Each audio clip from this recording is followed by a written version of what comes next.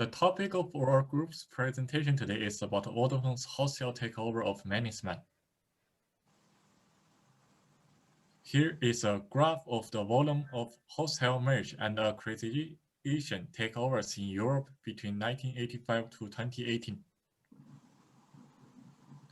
This is the definition of wholesale takeover. Now I will begin our example. In the 1990s, Vodafone from UK, AirTouch from US, and the Mannesmann from Germany became the world's three largest communications companies. At the beginning of 1999, Vodafone successfully acquired AirTouch for $55 billion, becoming Europe's largest telecommunications company.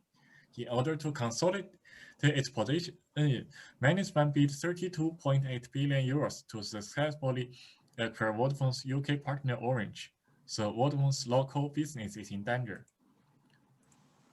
On November 14, Vodafone announced that it would acquire Mannesmann through a complete share swap, but this proposal was flatly rejected by the management of Mannesmann. 5 days later, Vodafone again announced that it would raise the valuation of Mannesmann's shares. But on November 29, Mannesmann rejected the offer again, claiming Vodafone underestimated its potential value. Mannesmann also said it is estimated that its telecommunications business will grow by 30% in the next 3 years, and its income from pre-tax depreciation and interest expenses will increase by 41% to 43%. However, Vodafone didn't abandon the acquisition plan and directly issued a tender offer to shareholders. In the end, on the evening of February 3, 2000, the two companies successfully merged, involving an amount of $169.4 billion. Next, my partner Xin Yishen will explain the process of wholesale takeover. Yes, on 16 January 1999, Vodafone's corporate chief executive announced the acquisition of AirTouch. The partner of the two companies was thus broken.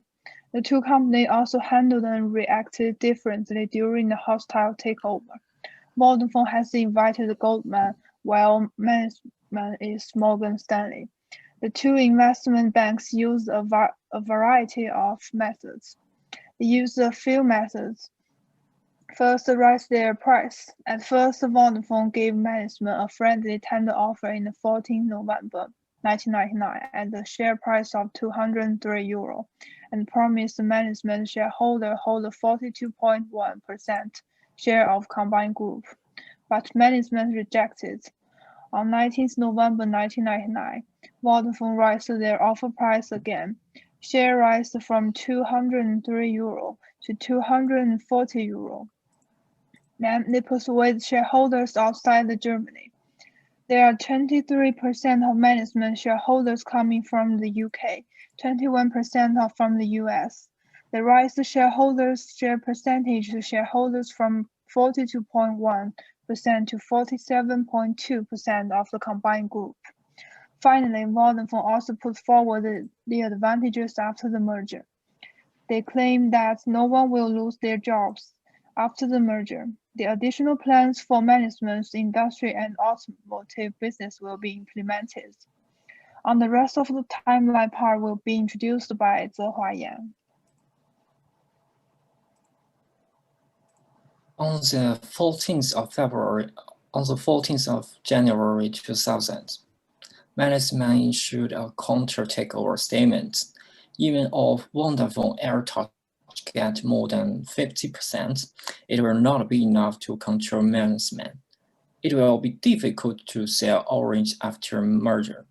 Vodafone AirTouch will pay minority shareholders up to €60 billion in cash.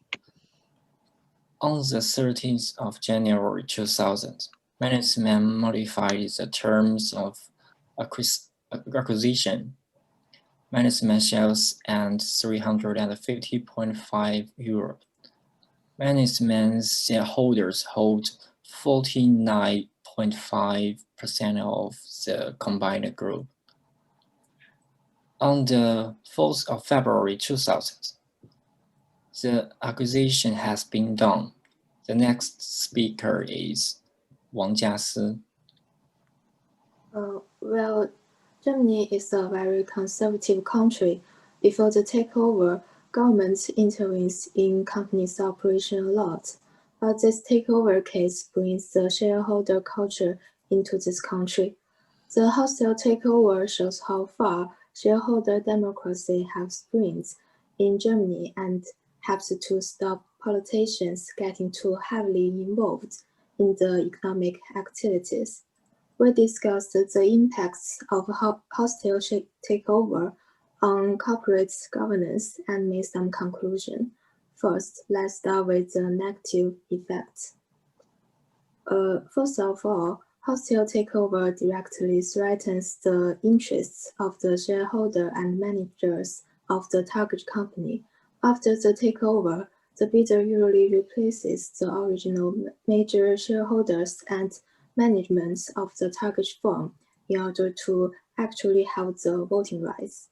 Secondly, in order to resist the takeover, the target company's manager will be more likely to focus on some short-term financial indicators and therefore ignore the company's long-term development.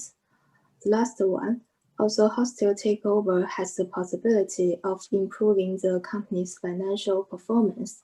There are certain integration difficulties in the later stage of takeover. Integration may also lead to a decline in company's performance, which damages the interests of shareholders as well. For the positive effects, it will be introduced by Yu Cong. Nowadays, corporate government includes two mechanisms. One is internal mechanism and the other is external mechanisms. When internal mechanisms such as monitoring and compensation plans fail to align interests, the hostile takeover can be found in an external mechanism as a course of last resort. As for the positive impacts about the hostile takeover, our team will explain this from two parts. The first part is from the shareholders' aspect, for the hostile takeover will create value and gain profits. Actually, the ideal target for outside investors is the company with poor operating conditions but has potential upside in terms of profitability and stock price. Because acquiring these companies and replacing current management can improve company efficiency and create value for the acquired company and all shareholders. Another aspect is from the management part. The hostile takeover can give warning about the poor operating conditions and put pressure on current managers. Because of this, it is a useful tool for under-disciplined management. Next is my partner Panlong Huang to give a brief summary about this topic. Hostile takeovers are of strategic significance because they are considered to have a secondary impact beyond the simple impact that the profitability of the target company adds to the profitability of the acquiring company. The acquiring company may decide to acquire a company that is profitable and has good distribution capabilities in new areas where the acquiring company can use its own products. The target company can be attractive because it allows the acquiring company to enter new markets without having to bear the risk, time, and the cost of starting a new department. That's all. Thank you.